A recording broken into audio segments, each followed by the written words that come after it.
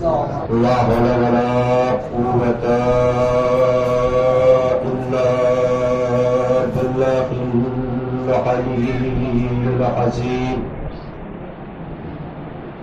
أعوذ بالله من الشيطان الرجيم. بسم الله الرحمن الرحيم. الحمد لله الذي هدانا لهذا وما كنا لنهتدي لولا أن هدانا الله. لقد جاءت رسل ربنا بالحق ثم الصلاة والسلام على مولانا صاحب دعوة النبوية وصولة الحيدرية وعصمة الفاطمية وسر الحسنية وشجاعة الحسينية وعبادة السجادية والمعاصر الباقرية والحروب الجعفرية والحلم القاسمية وحجة الرزمية وجواد تقوية ودحابة نقبية وهيبة العسكرية وهيبة الناحية.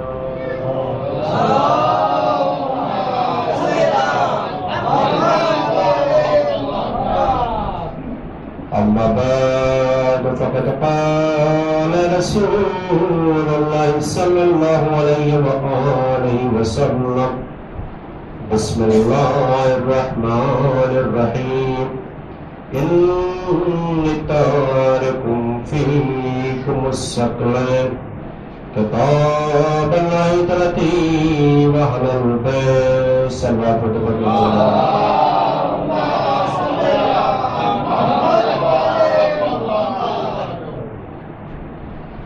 عزیزان محترم، محترم سامعین کرام، عزاداران سید الشہداء، آج اس خمسہ مجالس کی آخری مجلس ہے اور مسلسل جس حدیث کی تلاوت ہو رہی ہے آپ کے سامنے، جس کو حدیث ثقلین کے نام سے یاد کیا جاتا ہے، اس کا ترجمہ بھی آپ کے اذہان عالیہ میں آ گیا ہے کہ یقیناً رسول اللہ کا ارشاد ہے کہ یقیناً میں تمہارے درمیان دو غیرات قدر چیزیں چھوڑے جا رہا ہوں: ایک اللہ کی کتاب قرآن، دوسرے میرے اہل بیت، میری اتباع. یہ ایسے ہیں کہ جو تم کو گمراہ نہیں ہونے دیں گے تب تک جب تک یہ حوض کوثر تک نہ پہنچ جائے. بس تم اپنے آپ کو ان سے ملا کے رکھنا، یعنی ان کے دامن کو، آل محمد کے دامن کو پکڑ کے رکھنا. اس حدیث کے ذیل میں فضیلت آل محمد، فضیلت قرآن جو ہے آپ کے سامنے پیش کی گئی، یعنی کس طریقے سے رسول اللہ نے اپنی اطاعت کے بارے میں، اپنے اہل بیت کے بارے میں بیان فرمایا صحابہ کرام کے سامنے، چاہنے والوں کے سامنے، دنیا کے سامنے، کہ پہچانو یہ ہمارے اہل بیت ہے. اور جہاں پر اہل بیت کو پہچانوایا وہاں پر اللہ کی کتاب کو بھی پہچانوایا، کیونکہ اہل بیت بھی ہدایت کے لیے آئے ہیں، قرآن بھی ہدایت کے لیے آئے ہیں. اس لیے کہ دونوں ہدایت کے لیے آئے ہیں اور دونوں بتاتے ہیں ایک دوسرے کے بارے میں. بار بار میں تکرار کر رہا ہوں کہ قرآن بتاتا ہے کہ اہل بیت کیا ہے اور اہل بیت بتا رہے ہیں کہ قرآن کیا ہے. قرآن کی ایک ایک آیت بڑے سے بڑی چیز کو جو ہے بدل دیتی ہے. وہ پہلی مجلس میں بھی عرض ہوا تھا، چونکہ وہ مجلس شروع ہوئی ہے تو جہاں جہاں یہ لائیو جا رہا ہوگا، جو جو دیکھ رہا ہوگا وہ دھیرے دھیرے آئے گا. صلوات پہ حضرت آل محمد.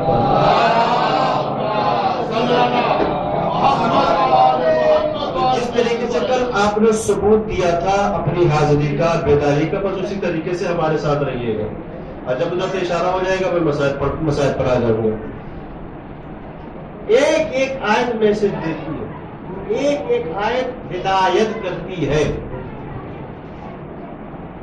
اس کی، ہم لوگوں کی، لیکن اگر ہمارے اندر معرفت ہو تو ہماری بھی ہدایت ہو۔ بھائی جنید بغدادی کیا تھے؟ دیکھیے کبھی کبھی کیا ہوتا ہے کہ مولوی جو ہوتا ہے وہ شاگردوں کو درس کچھ اور دیتا ہے لیکن عمل نہیں کرتا ہے۔ ہمارے یہاں کسی معصوم کی حدیث ہے کہ اگر عالم کے پاس عمل نہیں ہے تو پھر وہ عالم نہیں ہے۔ غور کر رہے ہیں آپ؟ اگر عالم کے پاس عمل نہیں ہے تو پھر وہ عالم نہیں ہے۔ عالم بغیر عمل کے ویسے، عالم بغیر عمل کے ویسے ہے کہ جیسے شہد کی مکھی بنا شہد کے ہے۔ سباب پڑھے عظمت عالم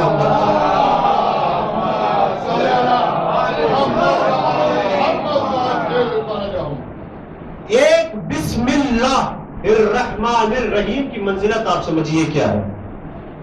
جنید بغدادی بغداد میں بچوں کو یہ درس دے رہے تھے کہ اگر یقین کامل کے ساتھ صرف دل سے، صدق دل سے بسم اللہ الرحمن الرحیم کہہ دیا جائے تو ہمارا بڑے سے بڑا کام بھی آسان ہو جایا کرے گا۔ کیونکہ تبدیلی گفتگو ہے، میں انشاءاللہ حالات حاضرات، چونکہ کل بھی کچھ چھوڑ گیا تھا لیکن آج اس کو پورا کرنے کی کوشش کروں گا کہ کس طریقے سے نام محمد، نام علی یا علی کی ولایت ہم تک پہنچی ہے اور کیسی کیسی قربانیاں دی گئی اور آج بھی جو قربانیاں دی جا رہی ہیں۔ تو بچوں کو درس دے رہے تھے جنید بغدادی کہ ایک بسم اللہ کے کہنے سے بڑے سے بڑا مشکل کام جو ہے آسان ہو جائے گا۔ اور وہیں پر ایک چراگاہ تھی جہاں پر ایک علی کا چاہنے والا، ایک عاشق علی یہ سن رہا تھا، کیونکہ بکریاں اپنی لے کے جاتا تھا، اپنے چوپاؤں کو لے کے جاتا تھا چرانے کے لیے اسی جگہ۔ اچھا وہ معاملہ بھی ایسا تھا کہ روز جو ہے ایک کشتی کو وہ کرائے پہ لیتا تھا اور کشتی پر اپنی بکریوں کو سوار کرتا تھا اور اس طرف آتا تھا، یعنی جس طرف وہ رہتا تھا ادھر چراگاہ نہیں تھی، نہر کراس کر کے بکریوں کو لے کے آتا تھا اور چراگاہ میں داخل کرتا تھا، بکریاں جو ہے چلتی تھی، اور لیکن وہیں پر جنید بغدادی کا درس بھی ہوتا تھا، بچوں کو درس بھی دیتے تھے۔ یہ بھی بہت غور سے سنتا تھا لیکن تھا سچا عاشق، غور کریے گا، تھا سچا عاشق۔ جنید بغدادی روز درس دیتے تھے۔ ایک دن اس نے کہا کیوں نہ ہم بھی عمل کر کے دیکھیں، کیوں نہ ہم بھی عمل کر کے دیکھیں۔ ہم نے کہا نا کہ امتحان دینے کا وقت آیا، اب عملی میدان میں آگے آنا چاہیے، ہاں کب تک زبان سے اقرار ہوتا رہے گا۔ تو وہ بھی عاشق تھا، سچا عاشق تھا، اس نے کیوں نہیں ہے ہم بھی اس میدان میں آگے بڑھ کے دیکھے تو صحیح۔ اور اس نے ایک دن بسم اللہ الرحمن الرحیم کہا اور پانی پر پیر رکھا اور اس نے دریا کو کراس کر لیا۔ یقین کامل ہونا چاہیے، ذرا سے بھی آپ کے اندر شک و شبہات نہیں ہونا چاہیے۔ اب کیا ایک محاورہ، یہ محاورہ نہیں مزلہ، ایک بات یہ بھی بولی جاتی نا کہ ابھی 313 مومن ہی نہیں ہوئے کہ امام آئے، نہیں، مومن تو بہت ہوئے ہیں، مولا کو 313 مومن نہیں 313 کمانڈر کی ضرورت ہے، اور کریے گا وہ ایسے فوجی ہونے چاہیے کہ جو امام کے ساتھ ہو اور امام حکم دے تو فوراً پہنچ جائے۔ اچھا وہ کلاس ہو گیا تو اس نے کہا کہ یار ہے تو جنید بغدادی، ان کے ذریعے سے ایک علم کا پتہ چل گیا کہ بسم اللہ کا اتنا بڑا اجر ہے کہ مشکل کام بھی آسان ہو جایا کرتا ہے۔ جب وہ ایک دن آیا جنید بغدادی کی خدمت میں اور کہنے لگا کہ حضور آج آپ کی دعوت ہے ہمارے گھر پہ۔ کیا ٹھیک ہے میں ضرور آؤں گا۔ کہا ظہر کے وقت آپ کی دعوت ہے، ہمارے گھر پہ تشریف لے چلیں گے، اور ہمارا گھر جو ہے دریا کے اس پار ہے، دریا کے اس پار ہے۔ کہا ٹھیک ہے۔ اچھا وہ سمجھے کہ کشتی وشتی اس زمانے میں چلتی تھی، ناؤ، یہ ناؤ واؤ کرے گا ہم کو لے کے چلا جائے گا، لیکن معاملہ الٹا ہو گیا۔ جب پہنچا ساحل دریا پر تو کہا بسم اللہ. کہا کیسے بسم اللہ؟ کہا چلیے. کہا دماغ خراب ہو گیا ہے. ارے لباس ہمارا بھیگ جائے گا، کیا پتا کتنی گہرائی ہے، ہم بچیں گے بھی کہ نہیں بچیں گے. ذرا غور کریے گا، بیداری کے ساتھ سنیے گا. ہم بچیں گے بھی کہ نہیں بچیں گے؟ کہا نہیں، آپ ہی نے بتایا ہے. صدق دل سے اگر بسم اللہ کہہ دیا جائے اور بسم اللہ کہہ کے کام کو شروع کیا جائے تو تمہارا کام آسان ہو جایا کرے گا. آپ کہنا کیا کہتے ہو؟ کہا ہم نے عمل کر کے دیکھ لیا، اب آپ کو بھی ایسے ہی چلنا ہے. تو جنید بغدادی سمجھ گئے کہنا کچھ اور ہے، کرنا کچھ اور ہے. ہاں، کہا پہلے تم جا کے دکھاؤ، پہلے تم جا کے دکھاؤ. اب اس نے بسم اللہ کہا، صدق دل سے کہا، یقین کامل کے ساتھ کہا، اللہ کے رسول پر، اللہ کے ولی پر پوری طریقے سے یقین کامل رکھ کے اور عقیدے میں بھر کے کہا بسم اللہ الرحمن الرحیم، اور دریا کو کراس کر گیا. اب جا کے اس پار کہتا کہ آپ بھی آئیے. اب بھائی بتانا بھی تھا، اگر پیچھے ہٹیں گے تو اور رسوائی ہوگی. اب جیسے ہی بسم اللہ کہا، لیکن دل میں ڈر تھا کہ کہیں ڈوب نہ جاؤ. بھائی اس کے دل میں یہ ڈر نہیں تھا، اس کو پورا بھروسہ تھا اللہ پر، اس کو پورا بھروسہ تھا رسول اللہ پر، اس کو پورا بھروسہ تھا علی و ولی اللہ پر، اللہ کے ولی پر پورا بھروسہ تھا. اس نے یہ نہیں سوچا کہ ڈوب جاؤں گا، اس نے یہ سوچا کہ عملی میدان میں آگے آ رہا ہوں. اب جیسے ہی انہوں نے جنید بغدادی نے پیر رکھا تو پیر اندر چلا گیا. اور جب باہر نکلے کہا یار عملی میدان میں آگے نہیں ہوں. تو کہنا وہ چاہیے کہ جس پہ کر کے دکھانا چاہیے. اب میں ایک اور بات آپ کے سامنے رکھوں. مصر کے بازار میں جناب یوسف کی بولی لگ رہی تھی، بڑے سے بڑے خریدار آ رہے تھے، یوسف کی بولی لگا رہے تھے. آخر میں عزیز مصر آیا اور بولی پہ بولی لگانے لگا اور تولا جانے لگا جناب یوسف کو. ایک پلڑے میں جناب یوسف کو رکھا گیا، ایک پلڑے میں دولت رکھی گئی. لیکن جناب یوسف کا پلڑا بھاری رہا، دولت رکھی جانے لگی لیکن پلڑا نہیں اٹھا. عجب نہیں، جناب یوسف نے عزیز مصر کو کہا ہوگا کہ سنو، اگر تم مجھے خریدنا چاہتے ہو تو وہاں سے دولت کو ہٹا دو اور صرف بسم اللہ لکھ کے رکھ دو. کہاں بیٹھے ہیں آپ؟ صرف بسم اللہ لکھ کے رکھ دو. اب جیسے ہی عزیز مصر نے بسم اللہ لکھ کے رکھا، تاریخ بتاتی ہے کہ جناب یوسف کا پلڑا ہلکا ہو گیا، بسم اللہ والا پلڑا بھاری ہو گیا. یعنی جناب یوسف نے بتا دیا کہ یاد رکھنا، اگر بکوں گا تو دولت کے نام پہ نہیں بکوں گا، اللہ کے نام پہ بکوں گا. دعوت ہے امت آل محمد.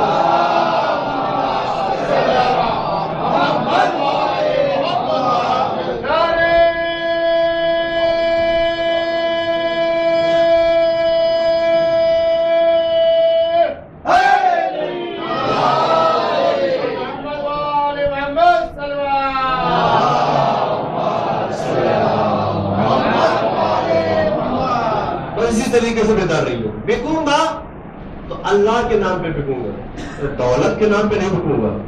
اور شاید ایک اور وجہ رہی ہو کہ جناب یوسف کا پلڑا، جس پلڑے پہ جناب یوسف کے وہ ہلکا ہو گیا، اس کی وجہ یہ بھی تھی کہ بسم اللہ الرحمن الرحیم، بسم اللہ میں بے ہے. ایک اور کیا آپ نے، اور بے کے نیچے ایک نقطہ ہے، اور وہ نقطہ منسوب ہے کس سے؟ میرے مولا نے کہا تھا انا نقطہ تحت الباء، میں وہی بے کے نیچے کا نقطہ ہوں، کہ جو بے کے نیچے کا نقطہ ہے میں وہی ہوں. اور شاید یہی وجہ تھی کہ جناب یوسف کا جو پلڑا تھا جس میں بیٹھے ہوئے تھے وہ ہلکا ہو گیا اور بسم اللہ کا پلڑا بھاری ہو گیا. ایک سلوات پڑھے عظمت عالم.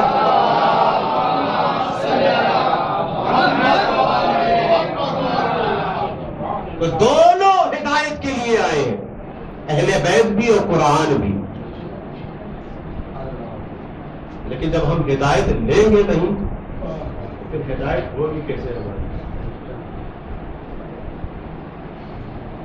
لہذا معرفت میں ہم کو آنا چاہیے، عملی میدان میں آگے آنا چاہیے، معرفت ہماری بڑھنی چاہیے، علم میں اضافہ ہونا چاہیے. رسول اللہ نے تو یہ بھی کہا ہے کہ نا کہ القرآن و مان علی و علی القرآن، قرآن علی کے ساتھ ہے، علی قرآن کے ساتھ ہے. جگہ پر یہ بھی کہا کہ الحق مال علی و علی المال حق، حق علی کے ساتھ ہے، قرآن علی کے ساتھ ہے، حق علی کے ساتھ ہے، یعنی دونوں ایک دوسرے سے ہیں. جہاں جہاں علی جائیں گے وہاں وہاں حق جائے گا. اب جس نے علی سے جنگ کی اس نے حق سے جنگ کی، جس نے علی سے دوستی کی اس نے حق سے دوستی کی، جس نے علی سے مخالفت کی اس نے حق سے مخالفت کی. ایک اور کیا آپ نے، جس نے علی سے مخالفت کی گویا اس نے علی سے نہیں حق سے مخالفت کی. اور شاید یہی وجہ تھی کہ ایک چاہنے والی تھی معاویہ کے زمانے میں، جب مولا کی شہادت ہو جاتی ہے تو معاویہ نے ایک اپنے چاہنے والے کو گورنر بنا کے بھیجا. کہاں کا؟ بصرے کا. تو وہاں پر ایک چاہنے والی تھی جس کا نام حبابہ الواویہ کے نام سے جانا جاتا، جو کنیز تھی، چاہنے والی تھی، عاشق علی تھی. دیکھیے حق کیا ہے، عدالت علی کیا ہے. جب وہ آئی تو معاویہ کے دربار میں شام میں پہنچی اور دھڑاکے سے کہتی ہے بنا کسی ڈر کے کہ اپنے گورنر کو بدل دو، دوسرے گورنر کو بھیجو، اس لیے کہ وہ گورنر بننے کے لائق نہیں ہے جس کو تم نے بھیجا ہے. معاویہ نے دیکھا کہ اتنی جرأت کے ساتھ آ کے بول رہی ہے، کون ہے یہ؟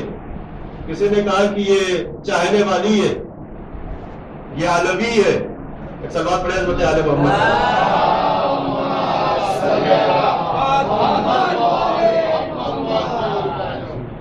یہ چاہنے والی ہے.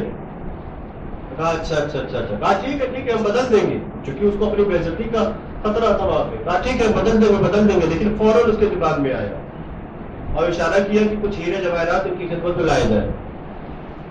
وہ خوش کرنے کے لیے نہیں، خریدنے کے لیے. کسی طریقے سے حبابہ الواویہ کو خرید لیا جائے، اپنی طرف کر لیا جائے. بہت سے لوگوں کو خریدا گیا لیکن وہ چاہنے والی تھی. کہا یہ کیا ہے، کہا یہ کیا ہے. کہا علی نے کبھی اتنا دیا ہے تم کو؟ غور کریے گا، علی نے کبھی اتنا تم کو دیا تھا، آج یہ میری طرف سے تحفہ ہے، رکھ لو. کہا علی سے مانگنے کی ضرورت ہی نہیں تھی. غور کریے گا، بس نام علی ہمارے لیے کافی تھا.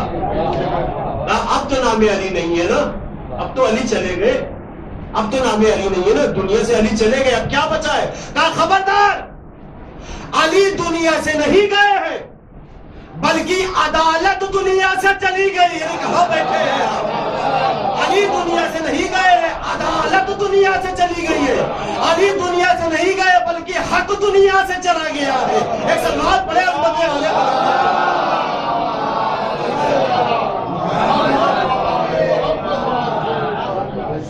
یہ ایسے چاہنے والے ہوتے ہیں کہ جو جواب دیتے ہیں اور معرفت بھی رکھتے ہیں فرد کی، اہل بیت کی، اطرت کی، اور دونوں کو ایک ساتھ لے کے چلتے ہیں.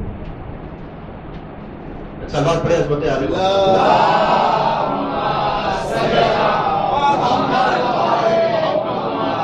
سلوات پڑھے حضرت علی.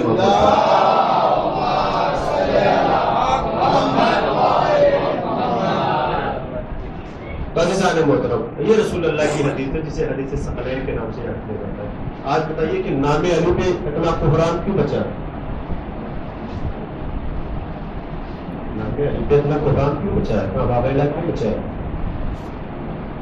بھائی ایک عالم دین، میں آج اس بات کو بول رہا ہوں اور لائف بھی جا رہی ہے، ایک عالم ہے جو لوگوں کو ساتھ میں لے کے چل رہا ہے.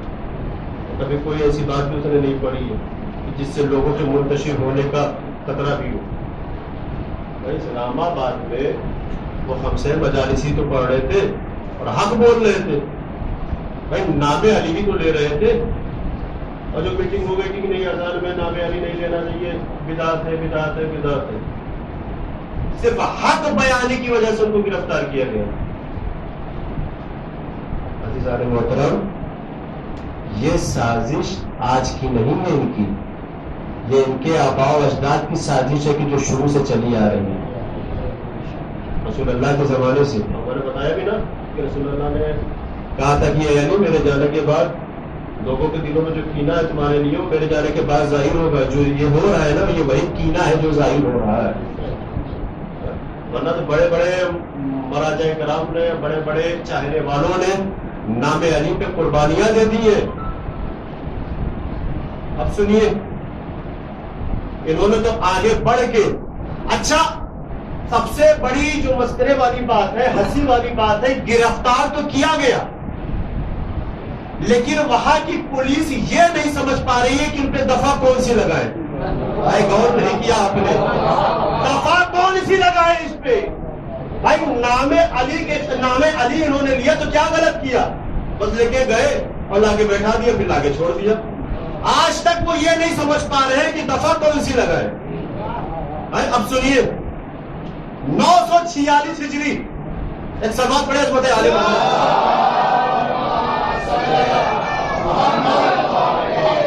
آج جو لفظ ولایت ہم تک پہنچا ہے، جو ہم کی حفاظت کر رہے ہیں، صرف نام سے نہیں، عملی میدان میں بھی آگے آ کے حفاظت کرنی پڑے گی ولایت کی. بھائی دیکھیے کہ ایک آل محمد کے چاہنے والے نے، ایک عالم دین نے کس طریقے سے کتاب کو مولا علی علیہ السلام کے بارے میں جو انہوں نے لکھا تھا قید خانے کی دیواروں پہ لکھا تھا. اب میں شروع کر رہا ہوں. 946 ہجری میں ولادت ان کی ہوئی ہے اور رہنے والے کہاں کے تھے؟ وہ شوستر کے. کچھ لوگ پہنچ گئے ہوں گے کہ مولانا صاحب اس کی بات کرنے والے ہیں. شوستر کے نام کیا تھا؟ قاضی نور اللہ شستری. جب تک ایران میں تھے قاضی نہیں تھے. قاضی کا لقب ان کو یہاں پہ آ کے ملا. کیوں ملا؟ سنیے کس طریقے سے انہوں نے قربانیاں دی اور کیسے دشمن کا مقابلہ کیا انہوں نے. 946 ہجری میں ان کی ولادت ہے. شوستر سے نکل کے جاتے ہیں کہاں؟ مشہد مقدس تعلیم حاصل کرنے کے لیے. بڑے بڑے فقیہ سے، بڑے بڑے مجتہدین سے علم حاصل کرتے ہیں. جب اس معیار پر پہنچ جاتے ہیں کہ اب تم کو تبلیغ کرنے کے لیے ایران کے باہر جانا چاہیے، تو وہ اس زمانے میں یہاں پر تشریف لاتے ہیں. پہلے ہندوستان اور پاکستان ایک تھا. ہندوستان، پاکستان اور بنگلہ دیش ایک تھا. تو سب سے پہلے وہ لاہور میں آتے ہیں. سب ایک تھا، دلی اور لاہور اور کراچی اور اسلام آباد اور ممبئی اور کیا کیا جو تھے، حیدرآباد سب ایک تھا. لاہور کے بعد سے وہ دلی آتے ہیں تبلیغ کے لیے. دلی میں حکومت ہے اکبر بادشاہ کی. غور کریے گا. اکبر، اب یہاں سے تو آپ لوگ کو بہتر پتا ہوگا جنہوں نے اس لائن میں مہارت حاصل کی ہوگی، علم حاصل کیا ہوگا، یہ اکبر بیٹا تھا ہمایوں کا. اکبر بیٹا تھا ہمایوں کا. جب اکبر کی حکومت تھی، اچھا اکبر بادشاہ ایسا بادشاہ تھا کہ وہ کبھی ہندو بن جاتا تھا، کبھی مسلم بھی بن جاتا تھا. سب نے دیکھا ہے. اور کبھی مسلم میں وہ شیعہ بھی بن جاتا تھا، سنی بھی بن جاتا تھا. اکبر کہنے مطلب یہ ہے کہ ہر مسلک سے اس کو پیار تھا، ہر مذہب سے وہ محبت کرتا تھا، کسی کو وہ ٹھیس نہیں پہنچاتا تھا، کسی کے اوپر ظلم نہیں کرتا تھا. یہاں تک تو ہسٹری ہے. اب اس کی نظر میں ایک ایسا شخص چاہیے تھا کہ جو فیصلہ کرے ہماری حکومت میں آ کے. غور کریے گا. قاضی نور اللہ شستری وہاں پر پہنچ چکے تھے. کچھ لوگوں نے نام بتایا کہ ایک شخص ہے، ایک عالم دین ہے کہ جو اپنے حساب سے فیصلہ کرتے ہیں، بڑا اچھا فیصلہ کرتے ہیں، لوگ ان کو پسند کرتے ہیں. کہا نے کہا نور اللہ شستری کا بلا کے لایا جائے ان کو. تو اکبر نے ان کا بڑا احترام کیا اپنے دربار میں اور کہا کہ آج میں آپ سے بہت خوش ہوا آپ کی ساری باتوں کو سن کر. بھائی نور اللہ شستری بہت سے اپنے آپ تو یہ سمجھتے ہیں کہ یہ اہل سنت کے بہت بڑے عالم دین ہے. نہیں، آج میں یہ بتا رہا ہوں کہ یہ ہمارے مذہب تشیع کے سب سے بڑے عالم دین تھے. ایک فقیہ تھے اپنے زمانے میں، نور اللہ شستری، سید نور اللہ شستری. آج سے آپ قاضی ہیں. پہلے تو اقرار پہ انکار کیا. جب اصرار بڑا اکبر بادشاہ کا، کہا ٹھیک ہے، لیکن ایک شرط کے ساتھ. کہا کیا؟ کہا آپ کے کہنے پہ، آپ کے وزیروں کے کہنے پہ فیصلہ نہیں کروں گا. جو فیصلہ کروں گا اپنے اجتہاد پر کروں گا. اور کریے گا، جو بھی فیصلہ کروں گا اپنے اجتہاد پر کروں گا. اکبر نے کہا ٹھیک ہے، آپ عالم ہے اس لیے میں نے آپ کو قاضی بنایا ہے. اور وہاں سے یہ مشہور ہوئے قاضی سید نور اللہ شستری. بیدار ہے کہ نہیں آپ لوگ؟ اکثر بات پریس بتے آئے.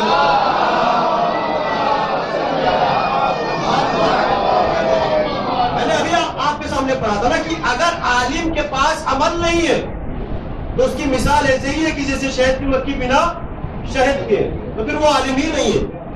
ساری چیزوں کو لے کر چلتے تھے، عبادات کو بھی لے کے چلتے تھے، حکومت کے کاموں کو بھی لے کر چلتے تھے.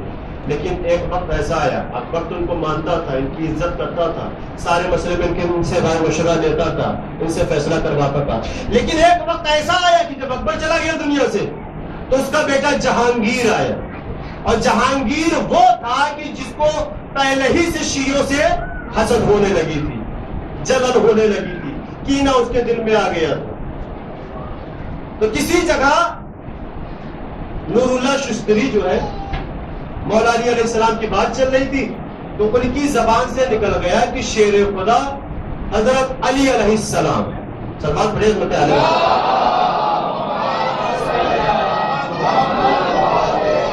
اب پہلے جیسے حالات میں ہوئی، اکبر چلا گیا، جہانگیر آ گیا. اور جہانگیر ایسا تھا کہ کہیں بھی علی کے چاہنے والوں کو دیکھ لیتا تھا تو حکم دے دیتا تھا، مار دو.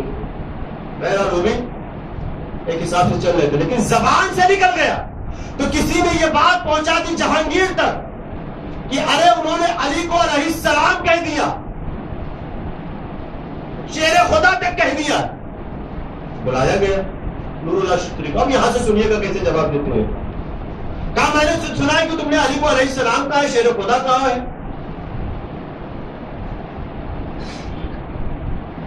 کہا کیا ہو تم، کس مسلک سے تعلق رکھتے ہو؟ کہا یہ تو تمہارے بابا کو بھی پتا تھا، تمہارے باپ کو بھی پتا تھا. کہا نہیں پتا تھا، لیکن آج تمہاری زبان سے سننا چاہتا ہوں. کہا ہم اہل بیت کے ماننے والے ہیں. ایک جملہ کہا اہل بیت کے ماننے والے تو ہم بھی ہیں، لیکن ایک بات تمہاری پتا چلی ہے کہ تم نے علی کو علیہ السلام کہا ہے. تم نے علی کو علیہ السلام کہا ہے.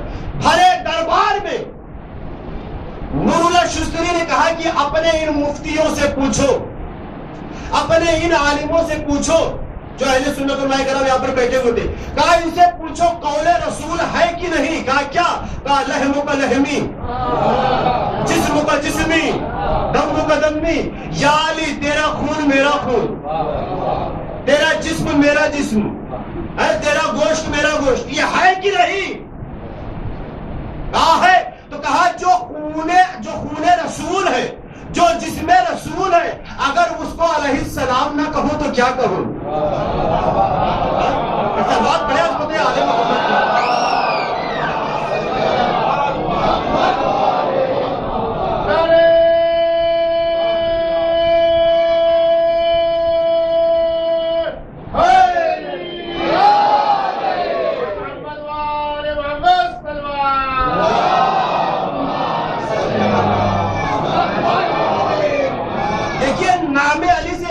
پرانی دشمنی ہے جو آج چل رہا ہے پڑوسی ملک میں. جب کوئی ثبوت نہ ملا کہا ٹھیک ہے جائیے اب. لیکن اب وہاں سے سازش ہونے لگی، جو سازش پہلے سے ہوتی آئی رہی ہے. کہا کیا؟ کہا کہ ہم کو ایک ایسا بندہ تلاش کرنا پڑے گا کہ جو ان کی ساری چیزوں پر نظر رکھ سکے. کہا کیسے؟ اچھا اس زمانے میں ان کے شاگرد بھی تھے، درس بھی دیا کرتے تھے. تو ایک ایسے جوان کو پکڑا گیا، کہا کہ تم ان کے شاگرد بن کے داخل ہو جاؤ ان کے شاگردوں کو، اور جو کچھ یہ پڑھاتے لکھاتے ہیں، جو کچھ کرتے ہیں آگے بتاتے رہو. کئی سال تک وہ علم حاصل کرتا رہا ان سے، لیکن ان کی اس کی نظر پڑ گئی ایک چیز پر کہ نور اللہ شستری جو ہے ایک کتاب لکھ رہے تھے. اب سنیے، کیا جاسوس تھا، شاگرد بن کے آیا تھا ان کے پاس. کئی سال کے بعد کوشش کرنے کے بعد جب نہ ملا تو ملا تو کتاب پر نظر پڑی کہ نور اللہ شستری کچھ لکھ رہے ہیں. قریب آیا تو نور اللہ شستری یہ سمجھ رہے کہ ہمارا شاگرد ہے. کہا کہ استاد کیا کر رہے ہیں؟ کہا کچھ کتابیں لکھ رہا ہوں. کہا کون سی کتاب لکھ رہے ہیں؟ کہا احقاق الحق. احقاق الحق. کہا کس کے اوپر لکھ رہے ہیں؟ شیر خدا امیر المومنین علی ابن ابی طالب.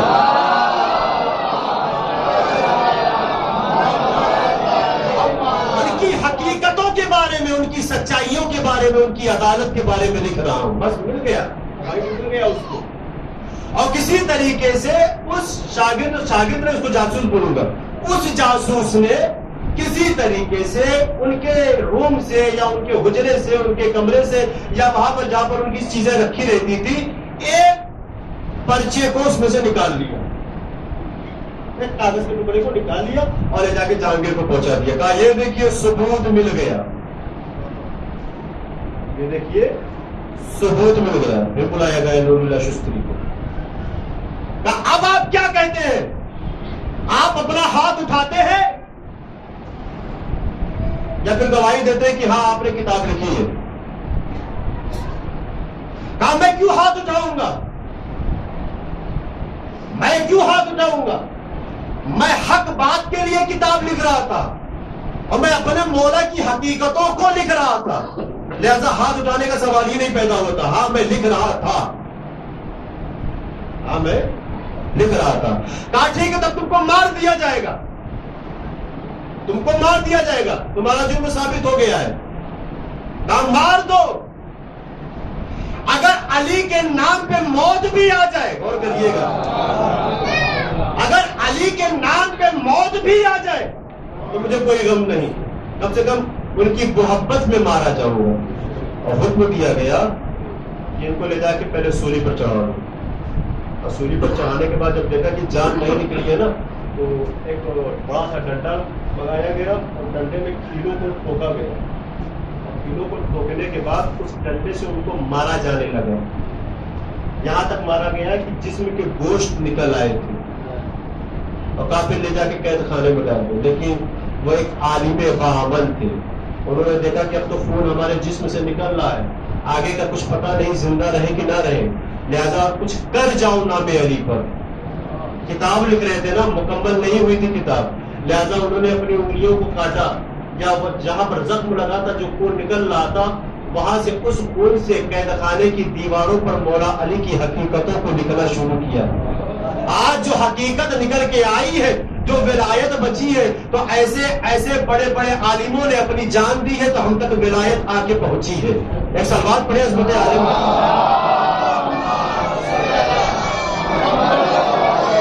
ان کو جناب فاطمہ زہرا سلام اللہ علیہا نے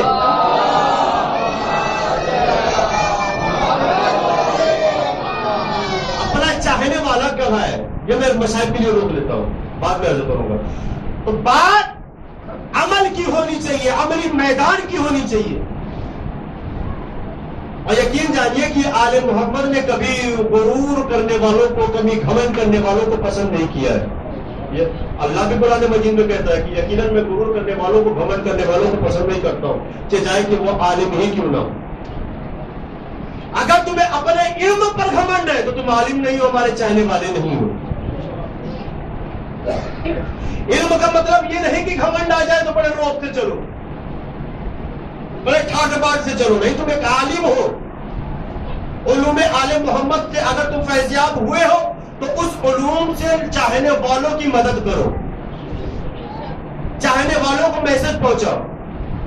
اب آپ کو تھوڑا سا بچ چکی, یہ ایسی بات ہو گئی تھی کہ آپ تھوڑا سا خاموش تھے. اب بیدار کرنے کے لیے ایک اور واقعہ میں آپ کے سامنے رکھتا ہوں. سوال پڑھے عظمت عالم.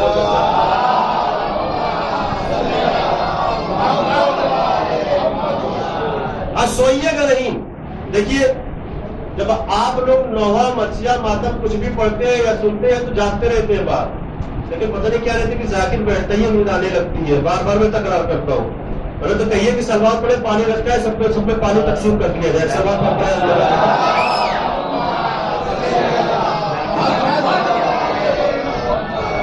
پانی رکھا ہے, جس کو ذرا سا بھی نیند کا غلبہ آئے نا دو چار گھٹ پی لے, رکھا ہوا ہے یہیں پر. لیکن خدا کے واسطے تھوڑا سا بیداری کے ساتھ سنیے گا. سلوات پہ عظمت عالم محمد کو.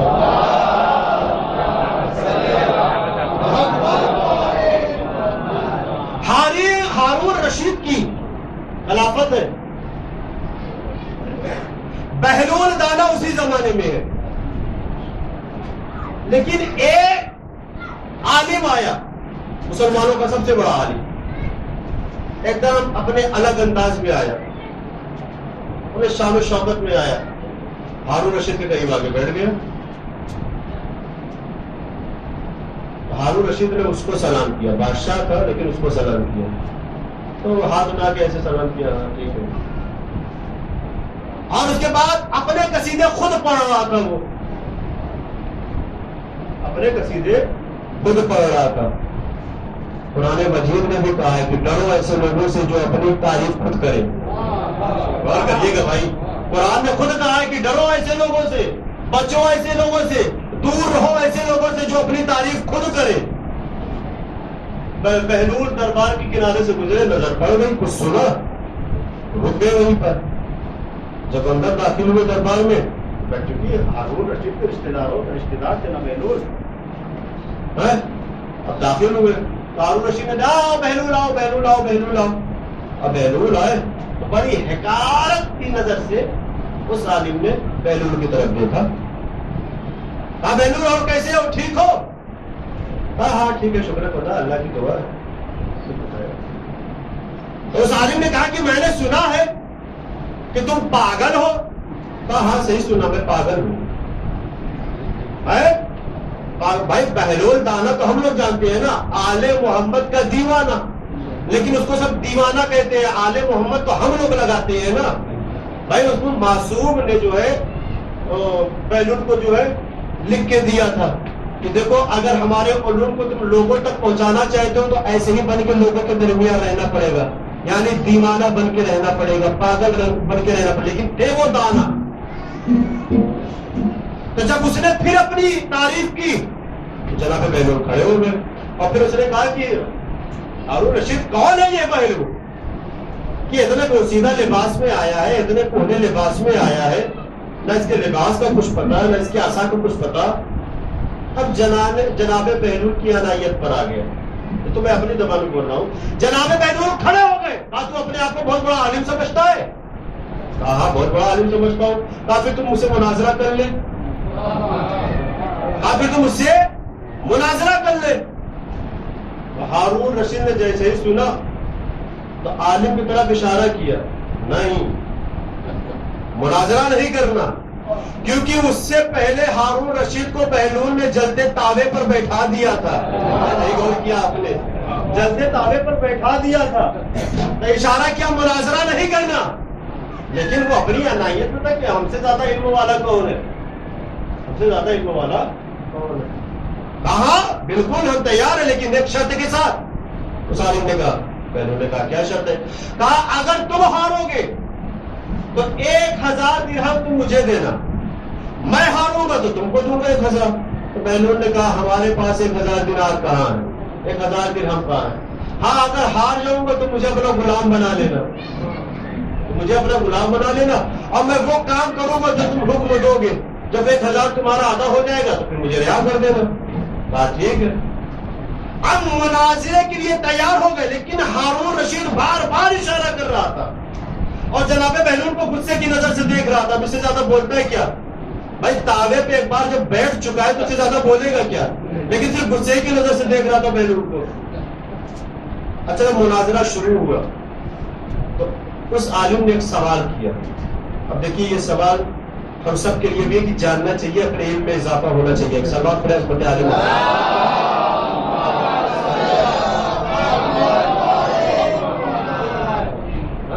سوال اس نے پہلے کیا جناب بہلول سے. بہلول یہ بتاؤ, ایک گھر میں ایک شوہر اور زوجہ شرعی ہے, شرعی اعتبار سے زوجہ اور شوہر بیٹھے ہوئے ہیں. اسی گھر میں ایک حجرے میں, دوسرے حجرے میں ایک شوہر نماز پڑھ رہا ہے, ایک شوہر سوال پڑھے اس پر عالم محمد,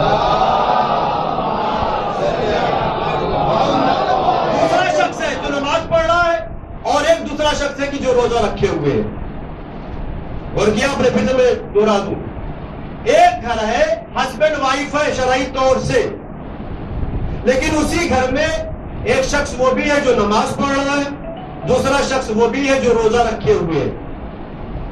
کافر کہا اسی دوران ایک ایسا شخص آ جاتا ہے, گھر میں داخل ہو جاتا ہے, جس کی وجہ سے زوجہ اور شوہر کا نکاح باطل ہو جاتا ہے, نماز پڑھنے والے کی نماز باطل ہو جاتی ہے, روزہ رکھنے والے کو روزہ باطل ہو جاتا ہے. بتاؤ وہ شخص کون ہے؟ مسئلہ ہے یہ بھائی, یہ شرعی مسئلہ ہے. ایسا لوٹ پڑے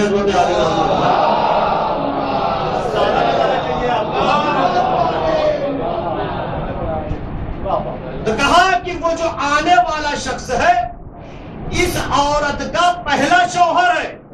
نہیں غور کیا آپ نے بھائی؟ یہ بھی شرعی ہے، اس سے انکار نہیں ہے، لیکن یہ پہلا شوہر ہے.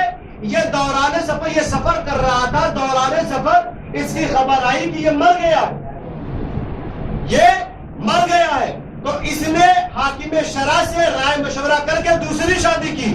لیکن جب پہلا شوہر زندہ آ گیا، غور کریے گا، پہلو جواب دے رہے ہیں، جب پہلا شوہر زندہ آ گیا تو اس دوران جس سے نکاح کیا ہے نکاح باطل ہو جائے گا.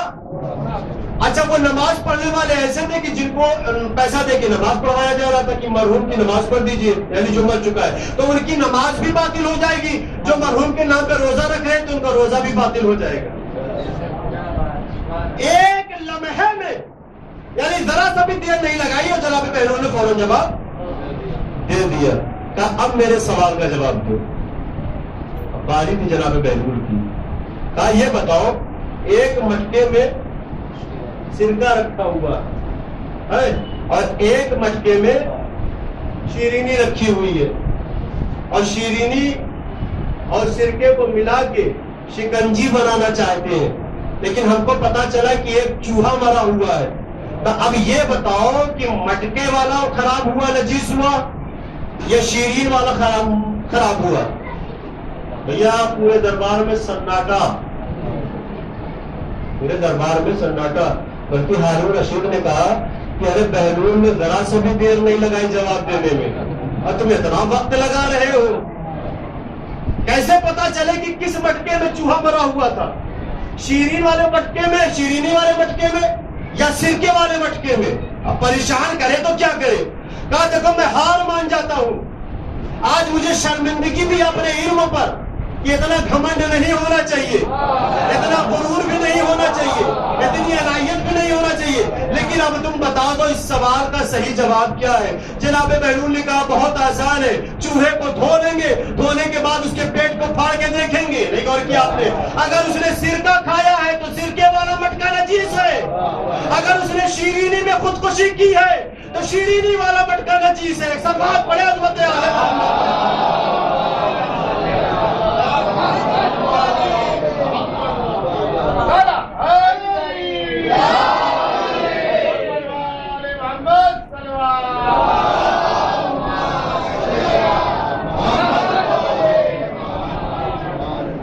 یہ بہلول لعنت ہے کہ جو آل محمد کی محبت کو اپنے دل میں رکھتے ہوئے لوگوں سے مناظرہ بھی کر لیتے تھے، لوگوں سے سوال و جواب بھی کر لیتے تھے، اور علوم آل محمد کو پھیلا بھی دیتے تھے، چاہنے والوں تک پہنچا بھی دیتے تھے.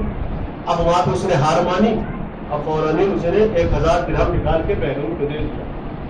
بہلول نے اپنی جھولی میں بھرا، یہ میں بول رہا ہوں نا، کتاب میں بھی لکھا، جھولی میں بھرا، باہر آئے، اور باہر آنے کے بعد جو حاجت روا تھے، جو چاہنے والے تھے، جو یتیم تھے، جو غریب تھے، سیرت علی پر عمل کرتے ہوئے، سیرت ائمہ معصومین پر عمل کرتے ہوئے ان درہم و دینار کو تقسیم کر دیا. اپنے گھر آئے تو خالی جھولا لے کر آئے. یہ ولایت آل محمد کی بہلول کے دل میں، ولایت علی ابن ابی طالب کی بہلول کے دل میں، کہ جو اس طریقے سے عمل کرتے تھے اور لوگوں تک میسج پہنچاتے تھے. میں نے کل بولا تھا کہ ایک روایت کے حساب سے شب ولادت امام موسیٰ کاظم علیہ السلام 7 صفر المظفر ہے.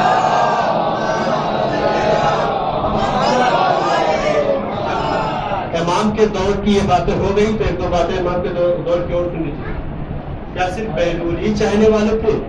نہیں، امام کے زمانے بھی اور بھی چاہنے والے تھے، جس میں ایک سب سے بڑا مشہور نام علی ابن یقطین، جو ساتھ امام کے ایسے چاہنے والے تھے، ایسے چاہنے والے تھے کہ مولا جہاں بھی حکم دے دیتے تھے، جو بھی حکم کہہ دیتے تھے، علی ابن یقطین فوراً اس کو پورا کر لیتے تھے. اور ایک بار کی علی ابن یقطین کے زمانے میں، یعنی مولا کے زمانے میں، ساتھ امام کے زمانے میں ایک مسئلہ بڑے زور و شور سے اٹھا کہ وضو جو ہے انگوٹھے سے کرنا چاہیے یا جہاں سے ٹکنے سے کرنا چاہیے. اور علی ابن یقطین بار بار بول رہے ہیں، لیکن علی ابن یقطین نے ماحول کو سمجھا اور سمجھنے کے بعد مولا سے مشورہ لیا، یعنی خط و کتابت کی. مولا نے کہا کہ جو اہل سنت کا ہے عقیدہ ویسے وضو کرو. کیوں کہا؟ آج کے زمانے میں اگر کوئی عالم دے دے تو دنیا کی جو ہے باتیں ہونے لگتی ہیں. کہہ رہے دیکھو انہوں نے ایسے بول دیا, انہوں نے ایسے بول دیا. اب سنیے, علی ابن یقین نے خط و کتابت کی. مولانا نے کہا کہ جیسے اہل سنت کرتے ہیں ویسے تم بھی مسا کرو. یہ بات کسی نے ہارون رشید کو پہنچا دی کہ علی ابن یقین آل محمد کی طرح وضو کرتے ہیں. بھائی ہارون رشید تو دشمن تھا شیعوں کا, حکم دے دیتا تھا کہ مارو. اب مولا کا آپ نے وہ جو مولا نے کہا تھا کہ کرو, کیوں کہا تھا؟ نہیں, ایک مصلحت کے تحت مولا نے کہا تھا. ہارون رشید نے کہا کہ اگر علی ابن یقین ایسا کرتے ہیں تو میں خود اپنی آنکھوں سے دیکھوں گا اور اس کو سزا دوں گا. چھپ کے آیا مسجد میں آ کے اپنی آنکھوں سے دیکھا تو علی ابن یقین مولا کے کہنے پر اہل سنت کے طریقے سے انہوں نے مسا کیا. پھر اس کے بعد دربار میں بلایا علی ابن یقین کو, کہا لوگ غلط بولتے ہیں, آج میں نے اپنی آنکھوں سے دیکھ لیا, اگر نہ دیکھا جاتا تو تمہارا جو ہے ناحق خون بہایا جاتا. یہ مولا کی مصلحت تھی. مولا کو پتا تھا, علم امامت سے دیکھ لیا تھا کہ علی ابن یقین کے ساتھ کیا ہونے والا ہے. ایسے ہی دوسری جگہ پر بھی ہے کہ علی ابن یقین کو خوش کرنے کے لیے ہارون رشید نے ایک خوبصورت پیرہن بھی دیا کہ یہ میری طرف سے ہے, رکھو. لیکن علی ابن یقین مولا سے محبت کرتے تھے. جو مولا کی خدمت میں آئے تو نہ جانے کیا کیا مولا کو ہدیہ کیا. مولا سے کہا کہ مولا ایک پیرہن ہم کو ہدیہ ملا, یہ بھی آپ لے لیں. کہا علی ابن یقین رکھو اس کو, یہ تمہارے بہت اہم ہے, یہ تمہارے لیے بہت اہم ہے, تمہارے لیے کام آئے گا. اب مولا میرے لیے کیا کام آئے گا؟ ہم کو جو بھی ملتا ہے آپ کے وسیلے سے ملتا ہے, آپ عطا کر دیتے ہیں. کہا نہیں رکھو, کام آئے گا. پھر وہاں پہ کسی نے جاسوسی کی کہ جو پیرہن آپ نے دیا تھا علی ابن یقین نے وہ ساتویں امام کو دے دیا, یعنی موسیٰ کاظم کو دے دیا. کہا اگر علی ابن یقین نے, ہارون رشید نے کہا اگر علی ابن یقین نے ایسا کیا ہے, میرے ہدیات کو امام موسیٰ یعنی موسیٰ کاظم تک پہنچایا تو میں اس کو سزا کروں گا. پھر بلایا گیا علی ابن یقین کو. کہا جو میں نے پیرہن دیا تھا وہ کہاں ہے؟ کہا میرے گھر پہ رکھا ہے. اب پتا چلا مولا نے کیوں نہیں لیا. مولا نے کہا تھا کہ یہ تمہارے بہت کام آئے گا, یہ تمہارے لیے بہت اہم ہے. کہا اگر تمہارے گھر پہ ہے تو منگواؤ. میرے کسی سپاہی کو حکم دیا ہارون رشید نے. تو علی ابن یقین نے کہا کہ جاؤ میرے گھر پہ فلاں جگہ فلاں صندوق پہ رکھا ہے, وہ صندوق لے کر آؤ. اب صندوق لا کے ہارون رشید کے سامنے کھولا گیا تو اس میں سے وہ پیغام نکلا جو ہارون رشید نے علی ابن یقین کو گفٹ کیا تھا, ہدیہ کیا تھا. اب پتا چلا کہ امام حجت خدا ہے. علی ابن یقین نے کہا مولا آپ کو کیسے پتا چل جاتا ہے ساری چیزوں کا علم؟ کہا علی ابن یقین یہ علم غائب ہے, یہ علم غائب ہے, علم غائب کے ذریعے سے ہم پتہ لگا لیتے. کہا مولا یہ علم غائب آپ کو کیسے ملا؟ کہا سنو, یہ علم غائب رسول اللہ کو تھا اور رسول اللہ نے اپنے وسیع علی ابن ابی طالب کو دیا اور میرے جد علی نے ہم تک دیا ہے, ہم تک پہنچایا ہے. ایک سلوات پڑھے عظمت آل محمد.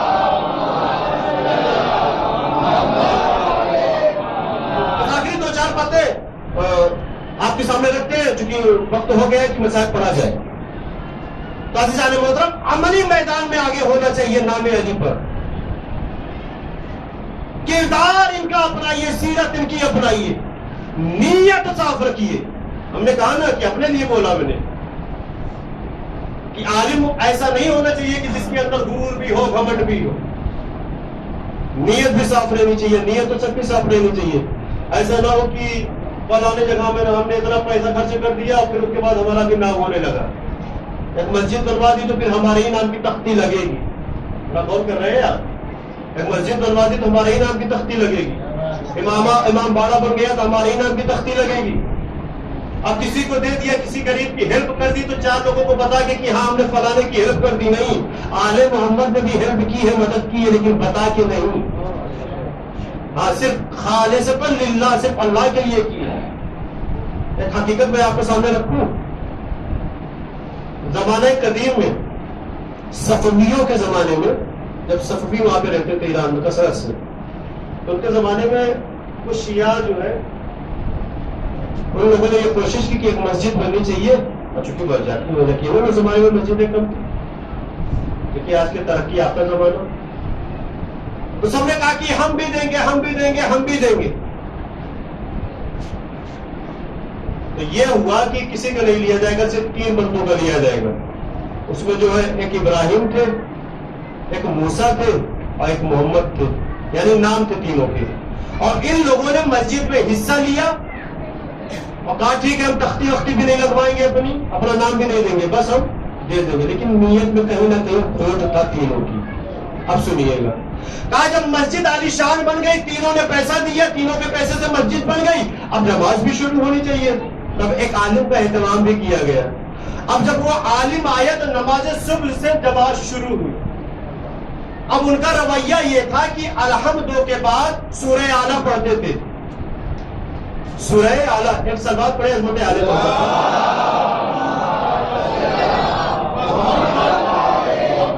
بیداری کے ساتھ سنیے گا، سورہ اعلیٰ بہت پڑھتے تھے. وہ ان کا وہ معمول تھا کہ سورہ آپ کے بعد سورہ اعلیٰ پڑھتے تھے. سورہ اعلیٰ یعنی سبح اسم ربک الاعلی الذی خلق فسوى والذی. تو جب وہ پڑھنے لگے تو وہاں تک پہنچے.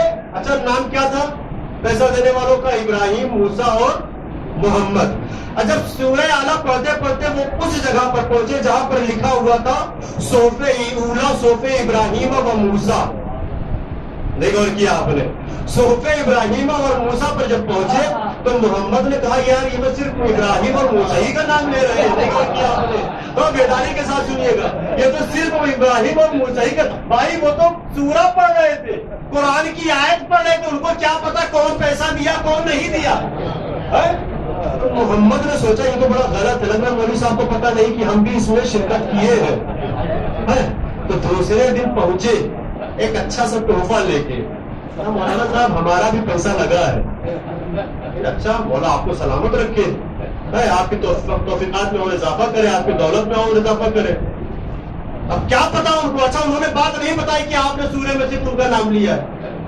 محمد نے بتایا بھی نہیں. دوسرے دن پھر نماز شروع ہوئی، پھر نماز صبح میں سورہ اعلیٰ انہوں نے پڑھ دیا اور پھر نام لیا صحف ابراہیم و موسیٰ. کہا لگ رہا مولانا صاحب سمجھ نہیں رہے ہیں، مولانا صاحب سمجھ نہیں رہے، صرف دونوں ہی کا نام لے رہے ہیں. جلدی جلدی سنیے، صرف دونوں ہی کا نام لے رہے ہیں. پھر دوسرے دن اس سے اچھا تحفہ لے کے پہنچے. اب ایک مولوی تو تحفہ مل رہا تھا رکھ رہے تھے، اللہ آپ کی توفیقات میں اور اضافہ کرے. تیسرے دن پھر انہوں نے پڑھ دیا صحف ابراہیم و موسیٰ. یہ ایسے نہیں سمجھیں گے، پیسہ ہمارا خرچہ ہوا، نام ان دونوں کا لے رہے ہیں. اور بیچارے حقیقت یہ کہ وہ سورے پڑھ رہے تھے، وہ حقیقت نماز جماعت ادا کروا رہے تھے، ان کو کیا پتا کس کا پیسہ لگا ہے.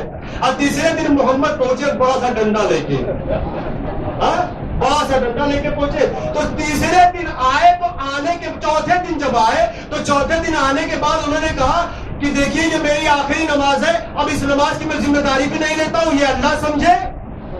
اور یعنی انہوں نے سمجھ لیا تھا، یعنی اب چھوڑنے کا ارادہ کر لیا تھا کہ یہ کیسے لوگ ہیں. کہا کہ صحف ابراہیم اور صحف موسیٰ اور صحف محمد. جب محمد کا نام آیا تو پریشان ہو گئے. اے مولانا صاحب کوئی نئی وحی نازل ہو گئی کیا؟ کوئی نیا سورہ نازل ہو گیا؟ کہا نہیں، کل جبریل آئے تھے، ایک اور کیا، اور جناب موسیٰ کا عصا لے کر آئے تھے. کہا اب وہ سورہ نہیں پڑھنا، دوسری سورہ پڑھنا. ایک سلوات پڑھے عظمت والے محمد.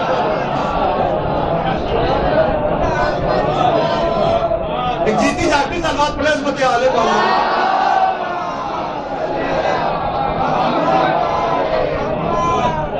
ہاں تو کل جبریل آئے تھے اور جناب موسیٰ کا عصا لے کے آئے تھے اور کہہ رہے تھے کہ اس میں اور اضافہ کرو، یعنی محمد کا بھی نام لگا. مطلب تو ایسا نہیں ہونا. ہماری نیت صاف رہنی چاہیے. اگر ہم عالم ہیں، ہم ایک چاہنے والے ہیں، ہم ایک شیعہ ہیں، ہمارا کردار بلند ہونا چاہیے، ہمارا معیار بلند ہونا چاہیے، ہماری نیت صاف رہنی چاہیے. ہم نے کہا نا کہ کس طریقے سے ان کو قید خانے میں ڈال دیا گیا. آخر میں قاضی نور اللہ شستری کی جب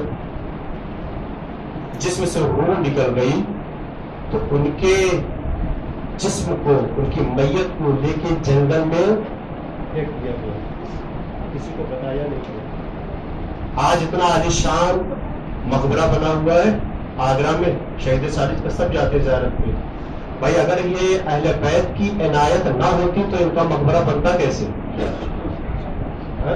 کچھ تو ایسی ان کی نیت رہی ہوگی کہ جو آل محمد کو پسند آئی ہوگی.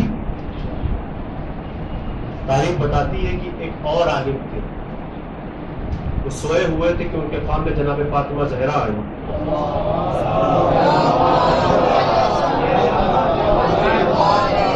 کے گریا کرنے لگی. میں مصائب پر آ گیا, آ کے گریا کرنے لگی اور کہنے لگی تمہیں کچھ خبر بھی ہے؟ کہا بی بی مجھے نہیں معلوم, آپ کون سی خبر ہمیں دینا چاہ رہی ہیں؟ کہا میرے ایک چاہنے والے کی میت جنگل میں اور بیابان میں پڑی ہوئی ہے, تم کو پتا بھی نہیں ہے. کہا بی بی کس کی؟ بتایا نور اللہ کی. تو میرا چاہنے والا ہے, ہم اہل بیت کا چاہنے والا ہے, جلدی یہاں سے نکلو اور کسی طریقے سے اس کے دفن و کفن کا اہتمام کرو. نہیں بتایا گیا کسی سے, چونکہ جہانگیر کو پتا چل جاتا تو پھر وہ گرفتار کروا لیتا دوسرے عالم کو. چھپا کے ان کو غسل و کفن دیا گیا. وہی آگرہ میں جہاں پر آج ہے وہیں پر دفن کیا گیا. لیکن جب جہانگیر چلا گیا اس دنیا سے, جب حالات کچھ اچھے ہوئے, تب جا کے ان کا مقبرہ بنا. بیوی ہے, اپنے چاہنے والوں کا کتنا خیال رکھتی ہے. یقین سے بتائیے کہ ہم عزادار امام حسین علیہ السلام پر گریا کرتے ہیں, کیا بیوی ہم کو نہیں چاہتی ہوں گی؟ یقیناً ہر مجلس میں آتی ہوگی اور کہتی ہوگی لا میرے حسین کے زخموں کا مرہم میرے حوالے کر دو. اے عزادارو, یہی تمہارے آنسو میں جو میرے حسین کے زخموں کا مرہم ہے. عربی میں ایک جملہ ہے مستحدہ. جناب فاطمہ کو مستحدہ بیوی بھی کہتے ہیں. مستحدہ کہتے ہیں اس اونٹنی کو کہ جس کے سامنے اس کے بچوں کو مارا جائے.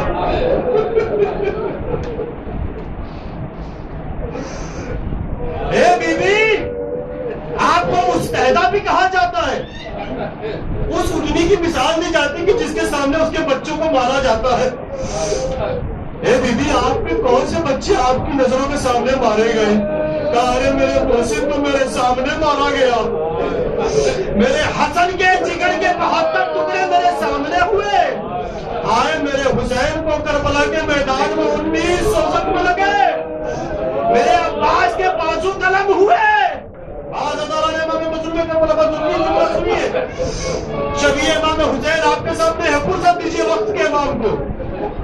امام حسین علیہ السلام جب کوئی نہیں ہے, گھوڑے پر سوار ہو کے میدان جنگ میں آتے ہیں, داد شجاعت دیتے ہیں اور ایسے وار کرتے ہیں, ایسے وار کرتے ہیں. تاریخ بتاتی ہے یا تو دو ہی جنگ دیکھی تھی انسانوں نے, یا جنگ علی دیکھی تھی یا جنگ حسین دیکھی تھی. ایسی جنگ کی, ایسے حملے کیے اور ہر حملے پہ کہتے تھے اے بھیا عباس آؤ کیا آقا کی جنگ نہ دیکھو گے؟ اے بیٹا اکبر آؤ کیا آقا کی جنگ نہ دیکھو گے؟ اے قاسم آؤ کیا آقا کی جنگ نہ دیکھو گے؟ لیکن کہاں تک جنگ کرتے, 3 دن کے بھوکے پیاسے تھے. ایک آواز غیبی آئی, اے حسین طاقت کے جوہر دکھا چکے, اب ذرا صبر کے جوہر دکھاؤ. تلوار کو نیام میں رکھا, بھاگی ہوئی فوجیں واپس آئی. آئے زہرا کے لال کو کوئی تیروں سے وار کرتا تھا, کوئی نیزوں سے وار کرتا تھا, کوئی تلواروں سے وار کرتا تھا. ارے جس کے پاس کچھ نہ تھا وہ جھولیوں میں پتھر بھر کر آقا حسین پر وار کرتا تھا.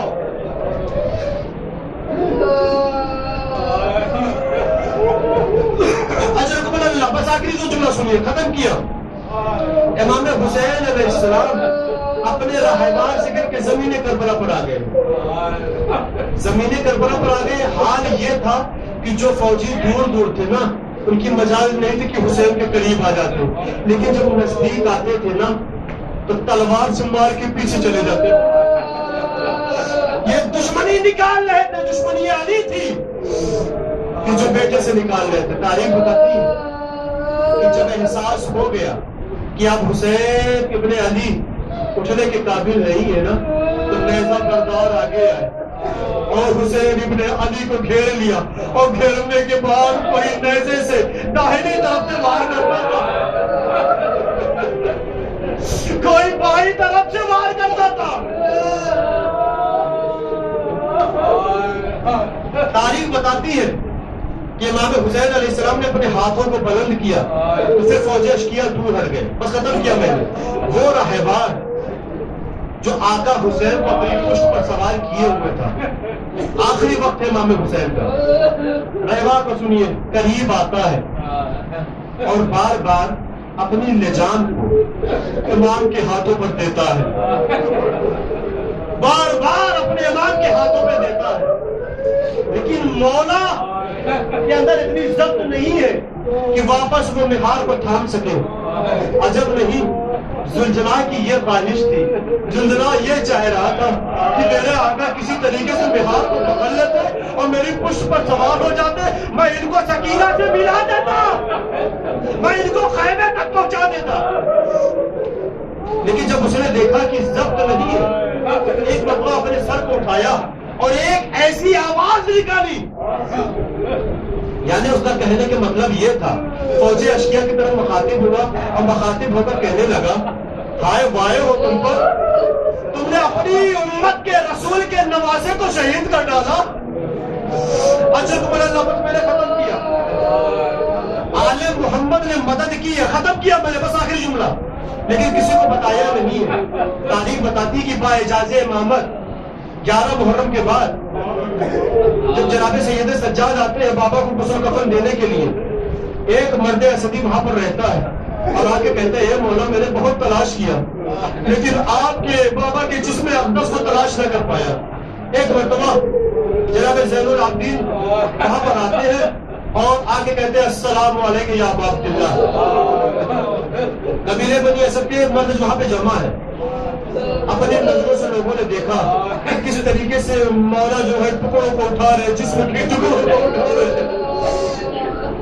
جب غسل و کفن دے دیا نا تو ایک مرد اسدی آگے آتا ہے اور آگے کہتا ہے، اے مولا آپ کے بابا جان کے جسم پر اتنے زخم لگے تھے، اتنے زخم لگے تھے، پہچاننا مشکل تھا، لیکن میں نے غور کیا کہ آپ کے بابا کی پشت پر ایک ایسا نشان تھا کہ نہ وہ تلوار کا نشان تھا، نہ وہ نیزے کا نشان تھا، نہ وہ تیر کا نشان تھا۔ اے مولا وہ کس چیز کا نشان تھا؟ ایک مرتبہ چوتھے امام نے اپنے آپ کو سنبھالا اور کہا، اے مرد اسدی، ارے میرا بابا راتوں میں جاتا تھا، اپنی پشت پر بوریوں کو ٹانگتا تھا اور غریبوں میں جاتا تھا، مسکینوں میں جاتا تھا، یتیموں میں جاتا تھا، گٹھڑیاں اپنی پشت پر لاد کے جاتا تھا، کبھی کسی مسکین کی مدد کرتا تھا، کبھی کسی یتیم کی مدد کرتا تھا، کبھی کسی بیوہ کی مدد کرتا تھا۔ انا للہ وانا الیہ راجعون، رضم بقضائہ وتسلیما لامرہ، الا لعنۃ اللہ علی القوم الظالمین، سيعلم الذين ظلموا أي منقلب ينقلبون۔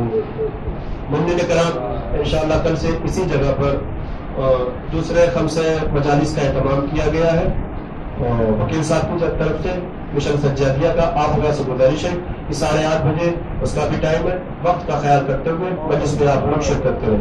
یا حسین اللهم صل على محمد وآل